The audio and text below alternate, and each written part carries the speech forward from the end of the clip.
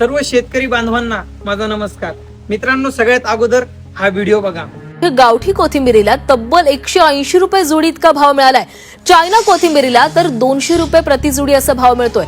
कोथिंबिरीमुळे शेतकरी मालामाल झालेला आहे. बघितला मित्रांनो व्हिडिओ? अरे माझ्या शेतकरी बांधवाला फक्त एक दिवस कोथिंबीरला 180 रुपये जुडी भाव काय झाला. न्यूज वाल्यांना बोलायला चान्स भेटला, त्यांना हेडलाईन भेटली. अबब 180 रुपये जुडी कोथिंबीर. अरे हरामखोरांना तुमची खायची लायकी नाही ना, किंवा खरेदी करायची लायकी नाही ना, तर खरेदी करू नका.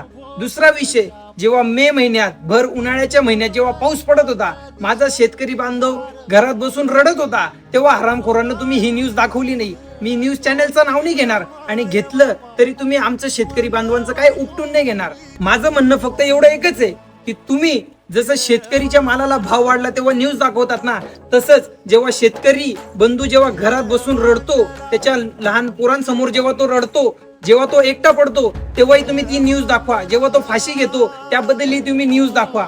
ती तुम्ही दाखवणार नाही, कारण की तुमची तेवढी लायकी नाही. तुमची लायकी तीच जी मागच्या व्हिडिओमध्ये मी बोललो होतो. तुम्हाला हे कळणार नाही शेतकऱ्याच्या मालाला भाव काय असतो, आणि शेतकऱ्याच्या मालाला भाव येण्यामागे त्याचे कष्ट काय असतात हे तुम्हाला कधीच कळणार नाही. माझ्याकडे शेती नाहीये, मी स्वतः शेतकरी नाहीये, पण माझे मित्र जे लहानपणापासून आजपर्यंत माझ्या सोबत राहत आहेत, जे माझे वडीलधारे माणसं आहेत, जे माझ्या वडिलांची मित्र आहेत, ते सगळे शेतकरी आहेत. आणि त्यांचं दुःख आम्ही आमच्या घरात बसून ऐकलेलं आहे, त्यांचं दुःख आम्ही चार चौकात ऐकलेलं आहे. म्हणून तुमच्या लायकीत राहा न्यूजवाल्यांनो, परत एकदा सांगतोय. आणि शेतकऱ्याच्या मालाला भरपूर भाव आला तर त्याचे फक्त भाव दाखवू नका, त्याच्या मागील शेतकरी बंधूचे कष्ट पण दाखवा. झाकण झुल्यांनो, कष्ट पण दाखवा.